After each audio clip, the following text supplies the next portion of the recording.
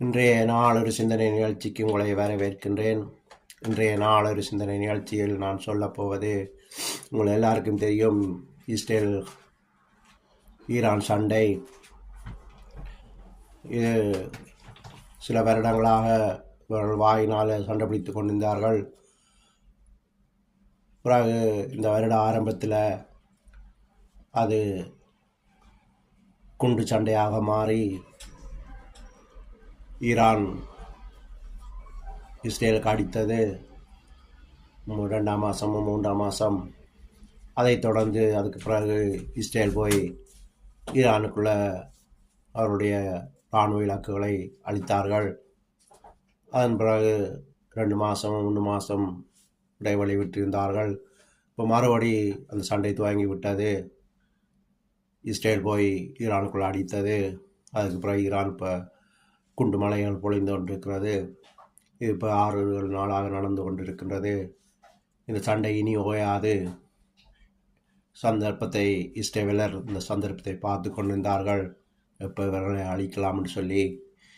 அப்போ இந்த சந்தர்ப்பத்தை பயன்படுத்தி இப்போவே 1100 ராக்கெட்டு இராணுவ தளங்களை அழித்திருக்கிறார்கள். இப்படியாக தொடர்ந்து நடக்கும். அவருடைய அணுகுண்டு மையங்கள் எல்லாம் அழிப்பார்கள். இந்த சந்தர்ப்பத்தை விட்டால் அதுக்கு பிறகு அடிக்க முடியாது. அப்போ இதை பயன்படுத்தி அழிப்பார்கள்.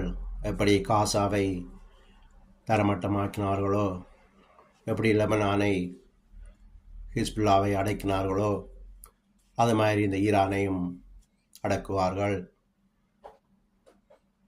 சில வேளையில் இந்த காசா மாதிரியே ஈரானும் வரும்.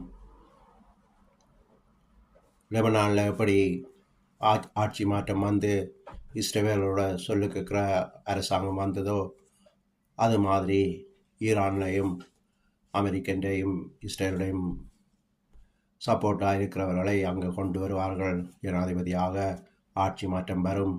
இப்போ இருக்கிற ஈரான் அரசாங்கம் இருக்காது. அந்தளவுக்கு எல்லாத்தையும் அடக்கித்தான் இந்த சண்டை நிற்கும். அதை விட இன்னும் 5 வருஷம் இந்த சண்டை நடக்கும். ஏனென்று பார்த்தீங்கன்னு சொன்னால், எசேக்கியேல் 39 வாசிக்கலாம் நீங்கள். இந்த சண்டை 7 வருடம் நடக்கும். அதாவது இஸ்ரவேலர் அவர்களுடைய ஆயுதங்களை 7 வருஷத்துக்கு எடுத்து அடக்கம் பண்ணுவார்களாம். 7 வருஷத்துக்கு இந்த ஆயுதங்களை அழிப்பார்களாம். அப்போ இப்போ 1.25 வருஷம் தான் முடிஞ்சிருக்கு. இன்னும் 5.25 வருஷம் இந்த சண்டையை இஸ்ரவேலர் இவர்களோட ஆயுதங்களை எடுத்து அழிப்பார்.